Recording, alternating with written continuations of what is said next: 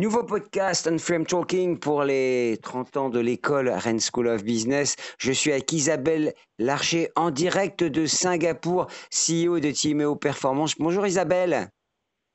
Bonjour Gilbert. Alors, il est quelle heure à Singapour? Eh bien, il est 17h10, Donc, mardi 3 août. voilà, donc Non. on a quelques heures de décalage. Pour moi, c'est le matin. Comment vous êtes arrivé à Singapour? Il y a longtemps que vous y êtes? Eh bien, ça fait maintenant 13 ans et j'y suis arrivée avec un sac à dos, le reste de ma vie dans un container et puis une envie de m'installer ici, de monter ma société ici avec mon partenaire. Voilà. Il y avait une volonté de quitter la France, d'avoir un parcours international. D'ailleurs, c'est votre couleur hein, dans Ouais, tout votre parcours. c'est exactement ça. En fait, j'avais, après quelques années de vie professionnelle, j'avais pris une année sabbatique en 2001 quand j'étais chez Accenture et j'avais pris déjà mon sac à dos et avec mon associé, on avait découvert l'Asie du Sud-Est. Voilà. Et un gros coup de cœur. Et quand on est rentré, après une petite déprime pendant quelques temps sur quelques missions en région parisienne, on s'est dit qu'il fallait vraiment qu'on revienne ici. Et on avait aussi déjà envie de monter notre société ensemble. Donc voilà, les deux projets se sont rencontrés, monter notre propre société et retrouver la vie. On Donc ça, rappelle, c'était 2008.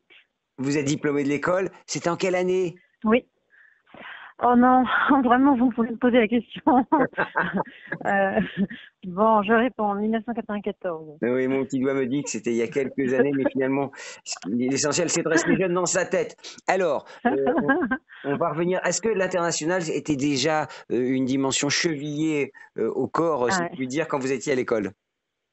Alors absolument, mais même avant, et c'est pour ça que j'avais choisi déjà Rennes School of Business, enfin Sud de Corène à l'époque, c'est que c'était la seule école de tous les parcours que je connaissais qui offrait la troisième année à l'étranger pour tous.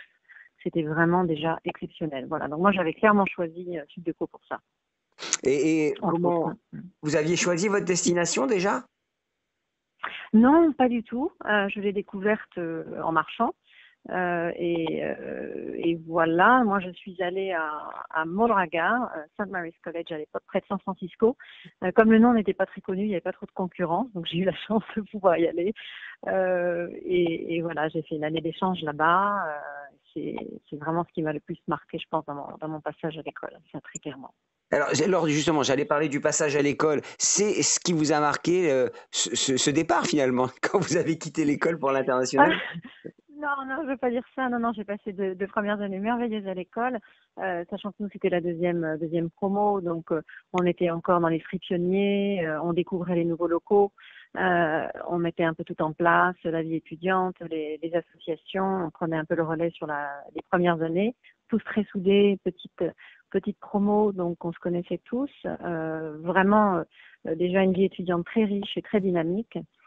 C'est vrai que ma troisième année à l'étranger a clairement, clairement aussi marqué le parcours. Et c'était encore une fois pour ça que j'avais aussi choisi Sud de Corée.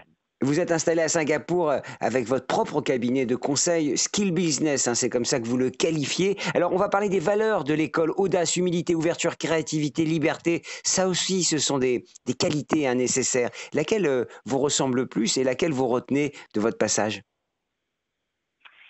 Alors, je me reconnais dans toutes, mais s'il faut en choisir une, je pense que je prendrais audace. C'est d'ailleurs toujours une des valeurs dans notre propre société ici chez Timéo. Boldness, on l'appelle en anglais, mais c'est exactement ça, audace. Il en a fallu pour venir ici, il en faut pour créer une société, il en faut pour aller sur un continent qui nous est quand même pas très familier. Et je m'en sers tous les jours dans mon approche avec mes clients. Voilà, c'est quelque chose. Je suis très attachée à cette valeur. Qui, de quel visage, de quel membre du staff ou professeur vous vous souvenez lors de votre passage à l'école? Ah, ça c'est une chouette question et c'est marrant parce que j'y repense souvent. Et alors, moi, c'est là aussi Kerbash, qui était notre prof de management, si je me souviens bien. Et il nous avait notamment fait des cours sur tout ce qui était intercultural management, qui est aujourd'hui aussi une de nos spécialités ici à Tinéo. Donc, c'est amusant que je le retrouve quelques années plus tard. Mais clairement, là aussi Kerbash pour moi. Hmm. On lui dira. Elle vous écoutera de toute façon parce que évidemment les podcasts sont ouverts au monde comme tous les diplômés de l'école. En quoi vous vous reconnaissez dans la signature de l'école? Vous savez, la nouvelle signature Unframed Thinking, Oui, penser et agir hors du cadre. ah ben j'adore. Là, je veux dire, vraiment, j'ai adoré voir cette campagne. parce que alors, je m'y retrouve vraiment. En fait, et encore une fois, moi, c'est ce que je fais tous les jours ici. J'essaie de faire ce métier du consulting, hein, qui est parfois attaché à des choses pas toujours très positives. Je le fais vraiment avec cette euh, avec cet axe-là, de proposer des choses qui sortent du lot, d'essayer de faire des choses un peu différemment, d'essayer de créer des relations avec des clients très différentes, en leur proposant des choses auxquelles ils n'avaient pas pensé, hein. Je fais ça tous les jours, j'ai l'impression. Ce qui n'est pas toujours facile, hein, sur le continent où je travaille, particulièrement à Singapour, si certains écoutent et connaissent, qui n'a pas trop la réputation de penser hors du cadre. Alors, vous avez aussi, je me permets de le signaler, vous êtes aussi investi, hein, je vois à la chambre de commerce, vous êtes aussi, Oui, vous aidez les entreprises, il y a un côté, comment dirais-je, envie de partager, hein, c'est ça qu'on retrouve. Est-ce que c'est propre au diplôme ou c'est oui. propre à vous? Ah, ah, ça je ne sais pas, mais je pense que ça rejoint les valeurs de l'école. En tout cas, c'est vrai que le give back, hein, moi, c'est quelque chose de très important. Être très ancré dans la communauté, qu'elle soit locale ou régionale, c'était quelque chose de très important à l'école. Je l'avais bien ressenti. Donc aujourd'hui, oui, je suis au bord du VP, enfin, je suis VP au bord de la chambre de commerce. Je suis aussi ce qu'on appelle conseiller du commerce extérieur auprès des services de l'ambassade. Et c'est une manière pour moi de garder aussi mon côté très français, hein, 18 ans à l'étranger en tout et pour tout, mais toujours bien française, mais française de l'étranger. Voilà, c'est comme ça que je le porte. Donc représenter la communauté française à l'étranger, c'est quelque chose de très important pour moi. Alors Isabelle, on dit que vous avez un voucher pour aller à l'école, pour suivre un cours. Lequel vous Ouais, aimeriez suivre ouais. aujourd'hui?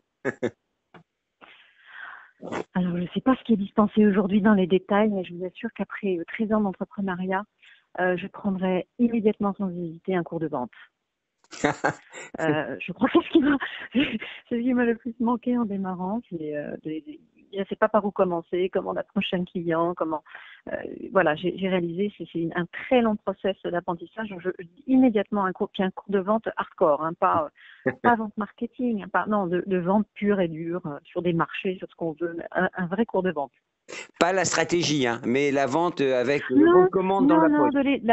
ah ouais, de la bonne exécution, un bon process simple de A à Z, et on signe un contrat. Alors Je pense à moi. l'école célèbre ses 30 ans. Vous imaginez votre école dans 20 ans pour ses 50 ans? Ah oui, numéro un des business schools, avec une très très forte réputation à l'international. C'est déjà le cas, on a l'impression que l'école rayonne. Est-ce que vous avez ce sentiment? Oui, alors rayonne, moi rayonne absolument, et on commence à aussi la faire rayonner depuis l'étranger. Il y a encore un point de vue réseau, voilà, de quoi travailler, et je serais ravie d'y participer. Alors, le conseil de l'ancienne, hein, pardonnez-moi, le Ah, conseil de l'ancienne pour non, je vous en prie. une jeune étudiante ou un jeune étudiant qui intègre l'école aujourd'hui, quel serait-il? Profiter à fond du réseau, toujours bien créer son réseau. Euh, Regarder ce qui était là avant. Moi, j'ai beaucoup par exemple, excusez-moi, je réponds à la question autrement, mais j'ai beaucoup d'anciens d'école qui me contactent, qui veulent venir en Asie, qui veulent des conseils sur comment démarrer une carrière à l'étranger. Ça, je pense que c'est, voilà, le conseil à donner, c'est utiliser votre réseau, utiliser les anciens d'école. Une petite question de fin, vous avez l'impression d'avoir laissé une petite trace à l'école? Écoutez, si le numérique digital avait été plus développé, oui, sûrement, parce que je participais très activement à l'Échappée Belle, l'association théâtre, donc j'ai dû laisser quelques traces absolument remarquables et inoubliables avec mes talents d'actrice. Mais il faudra retrouver des vieilles VHS, ça va pas être facile. Alors, il faut être comédien dans la vie, y compris dans sa vie professionnelle. J'imagine que ça, vous l'avez vécu tout le temps, y compris à l'étranger. Très bonne position, oui, en effet. Comédien, mais bon comédien, c'est-à-dire avec vraiment une vraie forme de sincérité et d'intégrité. Voilà, moi, ça fait partie aussi de mes valeurs, et c'est comme ça que je travaille. Je suis comédienne parce que quand je vais pas bien, bah, ça se voit pas. C'est plutôt en ça que je suis bien comédienne. J'aime laisser une bonne expérience aux gens avec qui je travaille, avec qui j'interagis.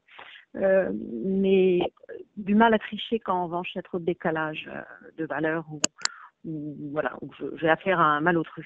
L'intégrité, c'est essentiel, hein, vous l'avez dit, c'est ce qu'on apprend sans doute à Rennes School of Business. Merci beaucoup Isabelle, bon vent. On parle quelle langue à Singapour?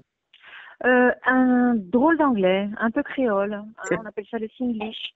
Tout à fait intéressant, avec un accent épouvantable. Comment on dit au revoir en Singlish, c'est ça?